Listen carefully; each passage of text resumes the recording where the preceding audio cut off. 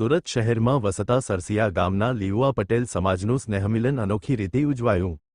ધારી તાલુકાના સરસિયા ગામના વર્ષોથી સુરતમાં સ્થાયી થયેલા લીઉવા પટેલ સમાજનું સ્નેહમિલન મળ્યું, જેમાં દરેક વર્ષો કરતાં કંઈક અલગ રીતે ઉજવણી કરી સંપૂર્ણ કાર્યક્રમનું મેનેજમેન્ટ પરિવારની દીકરીઓ તેમજ પુત્રવધુઓ દ્વારા શક્તિ સ્વરૂપારૂપે કરવામાં આવ્યું, જેઓ દ્વારા સ્ટેજ વ્યવસ્થા, બુક વિતરણ વ્યવસ્થા, એન્કરિંગ દાન વ્યવસ્થા, જમણવાર વ્યવસ્થા તેમજ તમામ જવાબદારીઓ સચોટ રીતે સંભાળી હતી।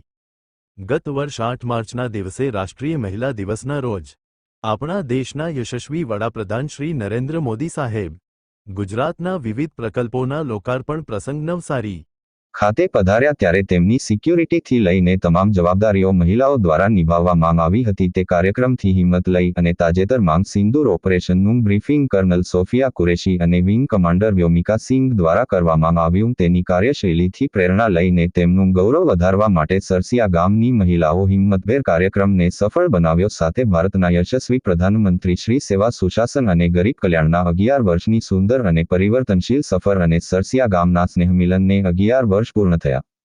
ઓપરેશન સિંદૂરે સુરક્ષાના નવા માપદંડ સ્થાપિત કરી ભારતને વિશ્વનું કેન્દ્રબિંદુ બનાવી દીધું છે।